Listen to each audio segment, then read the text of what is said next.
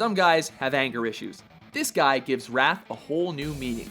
Welcome to WatchMojo.com, and today we will explore the comic book origin of the Spectre. Who are you? I am vengeance. I am the Spectre. As with most comic book characters, there are often reimaginings and different versions to a character's past. We've chosen to primarily follow the storyline which unfolded in 1940's More Fun Comics number 52 to 54, which was expanded upon in 1992's Spectre Volume 3 number 1, 1994's The Spectre Volume 3 number 0, 1999's The Day of Judgment number 5, and 2012's Phantom Stranger Volume 4 number 0. The Ghostly Guardian, as the Spectre is often called, first materialized in the DC Universe in 1940 as the cover story in More Fun Comics number 52. He was originally Jim Corrigan, a hard-boiled He-Man police detective who, as the story opens, was about to announce his engagement to socialite Clarice Winston. Unfortunately, Corrigan got a tip from stool pigeon Louis Snipe about a warehouse robbery ordered by crime kingpin Gat Benson. The policeman stepped in and foiled Benson's scheme. In retaliation, Benson and his boys abducted Corrigan and Clarice, then encased the detective in a barrel filled with cement and sent him to swim with the fishes. Corrigan's spirit soared heavenward but was denied entrance to the afterlife. There, a disembodied voice gave him supernatural powers and sent him back to wipe out all crime on Earth.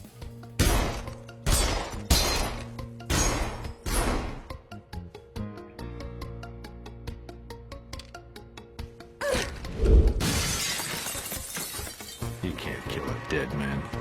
The guilty must be punished for their crimes. Discovering that he can fly, turn invisible, and walk through walls, Corrigan located the gangsters and killed most of them, but not before a stray bullet hit the woman he loved.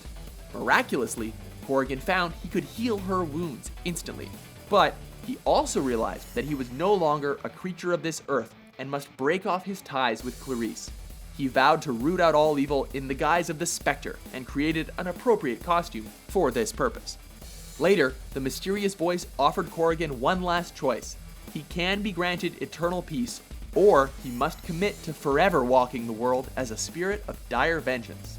Although he craved peace, if the Spectre accepted the offer, he would be unable to save Clarice from certain death. So he gives up his last chance for eternal rest to save the woman he can no longer hope to love. The almost omnipotent Spectre disappeared in the 1940s, but was revived in the 1960s, and has been a steady presence in the DC universe ever since. His origin story has undergone several revisions, some minor, some of them major.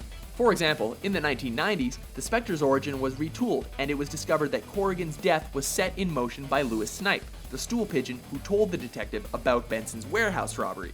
The Spectre obviously exacted appropriate revenge.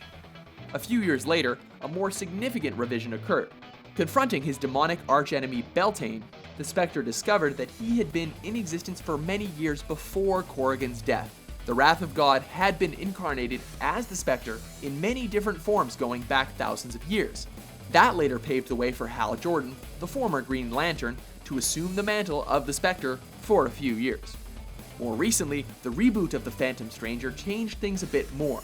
In this retelling, Corrigan's girlfriend, now named Gwen Sterling, was kidnapped by a mobster named McLaurin.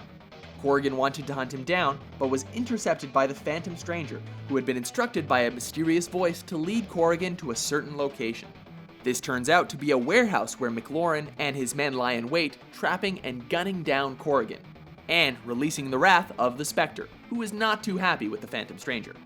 The Spectre has made rare appearances outside of the comic books. He was featured prominently in an episode of Batman, the Brave and the Bold, Spectre, what's your stake in all of this?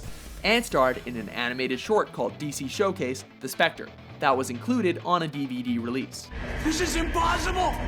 In the land beyond the living, all things are possible. The Spectre may be a bit scary for younger fans, but those with a little taste for horror have a special place in their hearts for this vengeful ghost. Are you a fan of the wrathful Spectre? For more comic book origins, be sure to subscribe to WatchMojo.com. I wouldn't know anything about that.